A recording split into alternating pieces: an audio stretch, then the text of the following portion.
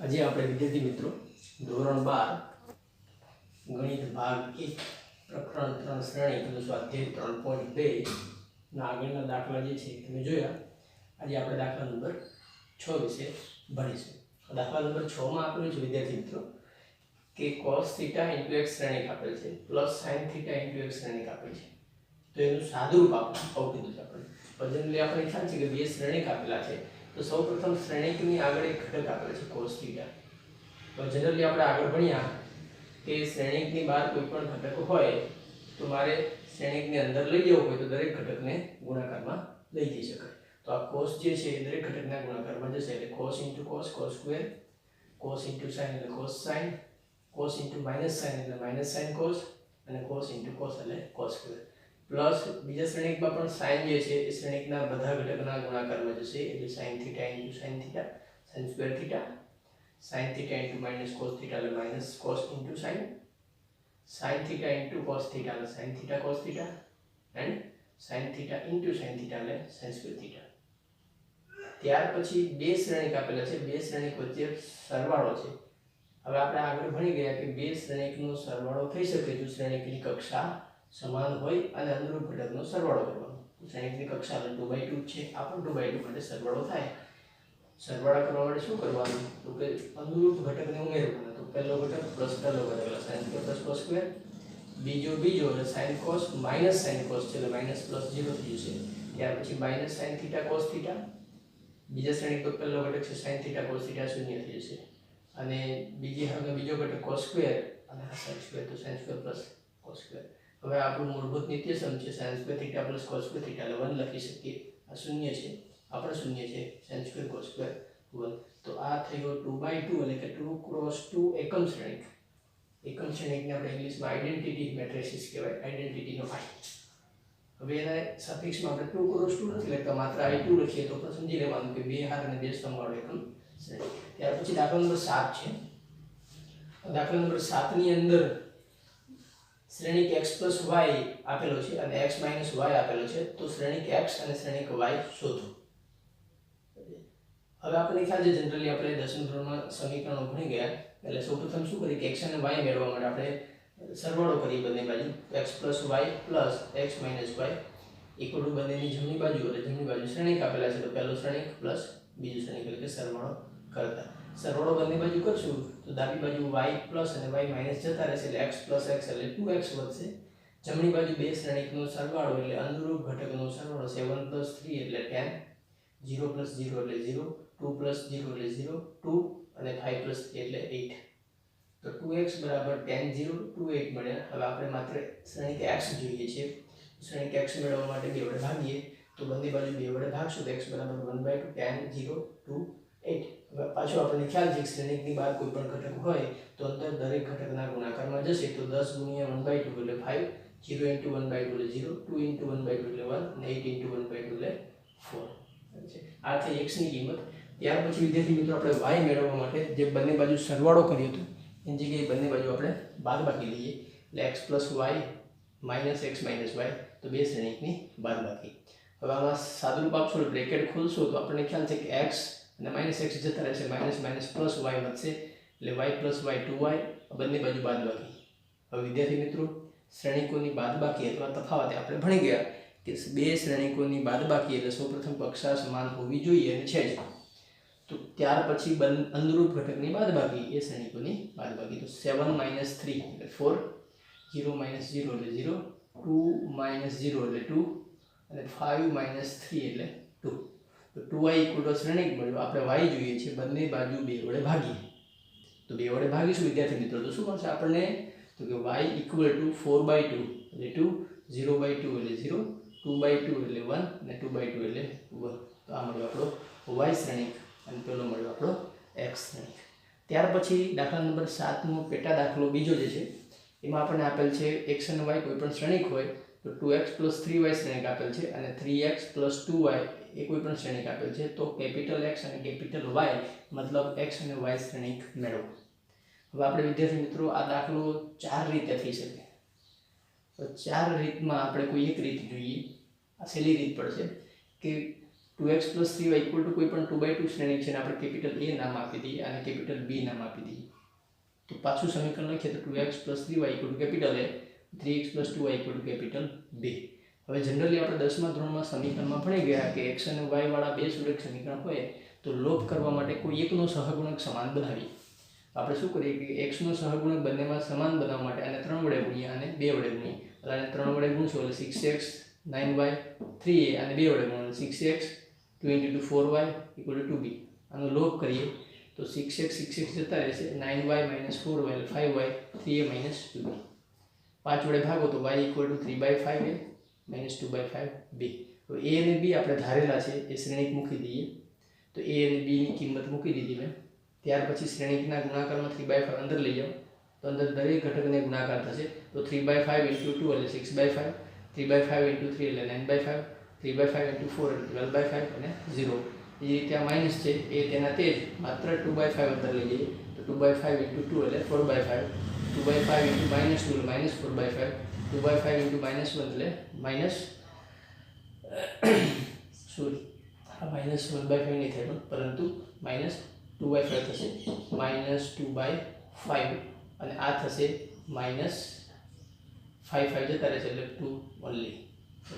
ત્યાર પછી બંનેની બાદબાકી થશે એટલે આ 6/5 - 4/5 6 - 4 2/5, 9/5 - +4/5 એટલે 13/5. આ થશે 12/5 અને આ કિંમત થશે -2/5 એટલે માઇનસ પ્લસ 12 + 2 એટલે આ થશે 13/5 પણ 14/5 આવશે. આ ઘટક ફરીથી ધ્યાન રાખજો, આ આવશે 14/5 કારણ કે આ 2/5 × -1 જે છે એટલે 2 એટલે -2/5 થશે આ ઘટક અને -2/5 આ માઇનસ પ્લસ એટલે આ થશે 12 + 2/5 એટલે 14/5 અને આ થશે 0 - 2 એટલે -2. તો આ થયો આપણો y. તે જ રીતે વિદ્યાર્થી મિત્રો x મેળવવા માટે આપણે શું કરીએ, x ના સહગુણકો છે એ અલગ રાખીએ અને y નો લોપ કરીએ. મતલબ y ના સહગુણકો સમાન બનાવવા માટે પહેલા સમીકરણને 2 વડે ગુણીએ એટલે 4x 6y = 2a અને આને 3 વડે ગુણો એટલે 9x + 6y = 3b. પાછો લોપ કરીએ 5x 4 - 9 એટલે -5x મળશે. આ 2a - 3b -5 વડે ભાગીએ તો x = આ -2/5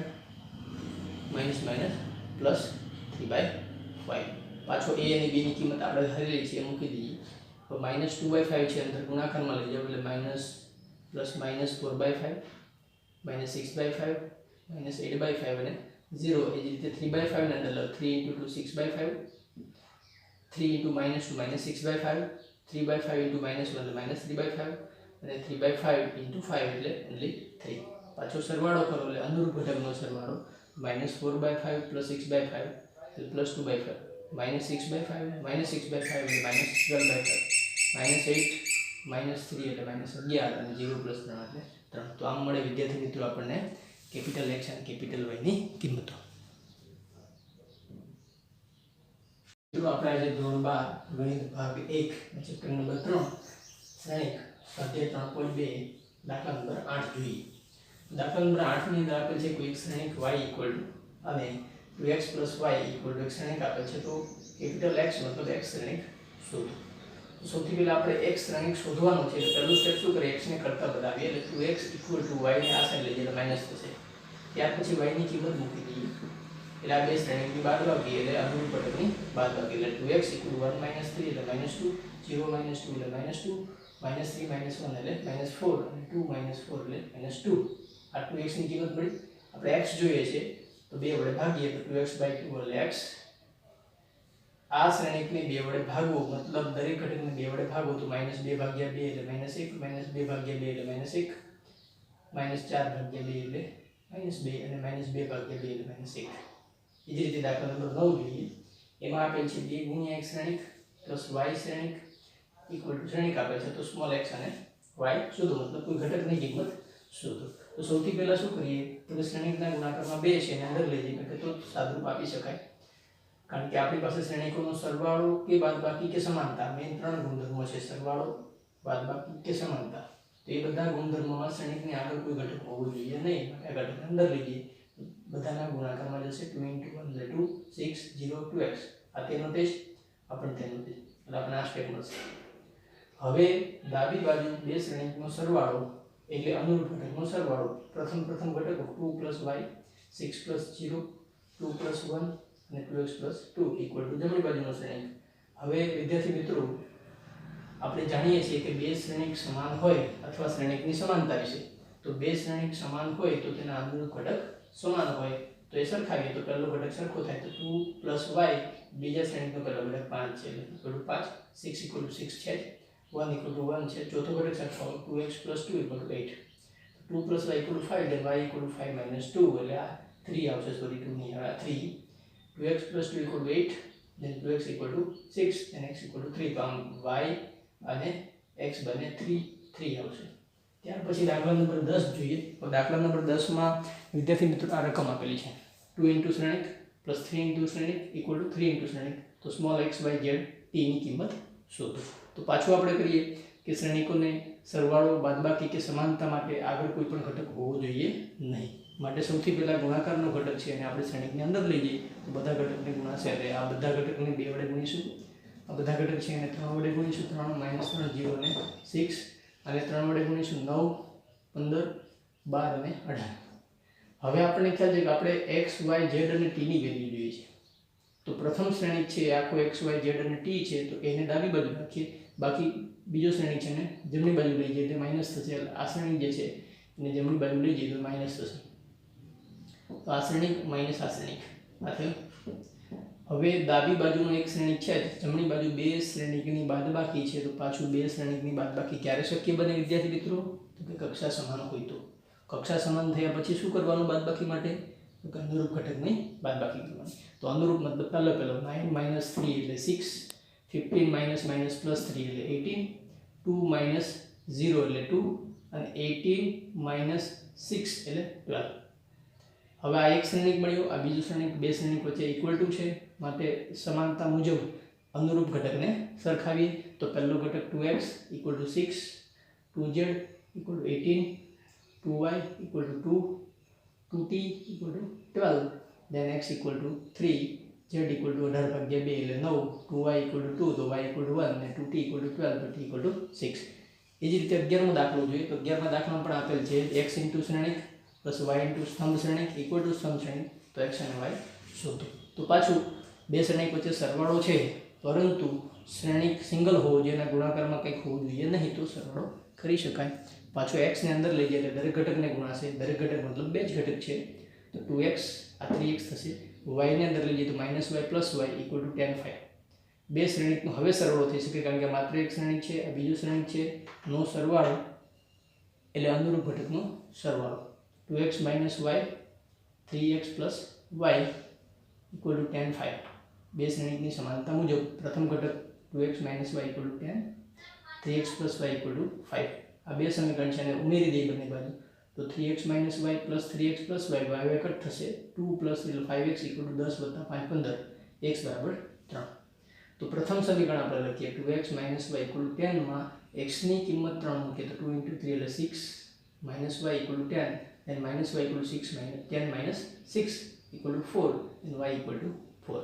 ત્યાર પછી 12મો દાખલો જોઈએ વિદ્યાર્થી મિત્રો 12મા દાખલામાં શું આપેલ છે કે 3 × x શ્રેણીક = શ્રેણીક + શ્રેણીક તો x y z અને w ની કિંમત શોધો.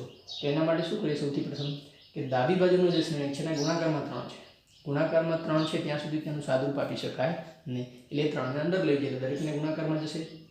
જમણી બાજુ બે શ્રેણીક આપેલા છે ગુણાકારમાં કંઈ નથી માટે શ્રેણીકનો સરવાળો કરી શકાય એટલે અનુરૂપ ઘટકનો ઉમેરો તો x + 4 6 + x + y -1 + z + w અને ચોથો ઘટક 2w + 3. હવે ડાબી બાજુ એક શ્રેણીક છે જમણી બાજુ એક શ્રેણીક છે બંનેના ગુણાકારમાં 1 1 છે માટે શ્રેણીકની સમાનતા મુજબ અનુરૂપ ઘટક સરખાવી શકાય. તો પ્રથમ શ્રેણીકનો પહેલો ઘટક 3x અને પહેલો ઘટક x + 4 3y = 6 + x + y ત્યાર પછી 3z = 2w + 3 sorry 3z = -1 + z + w ત્રીજો ઘટક અને 3w = 2w + 3. તો સૌથી પહેલા આ સમીકરણ ઉકેલીએ તો 3x = x + 4 બંને બાજુ 1x જશે તો 2x = 4 then x = 2.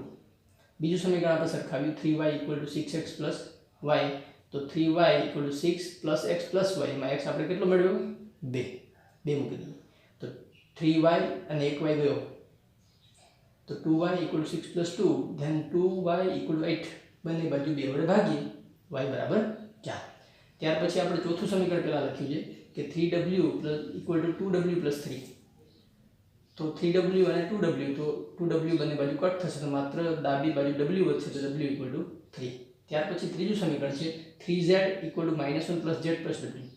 એમાં 3z અને z એમાં એક z જતા રહેશે ડાબી જમણી બાજુ માત્ર ડાબી બાજુ 2z વધશે 2z = -1 + w.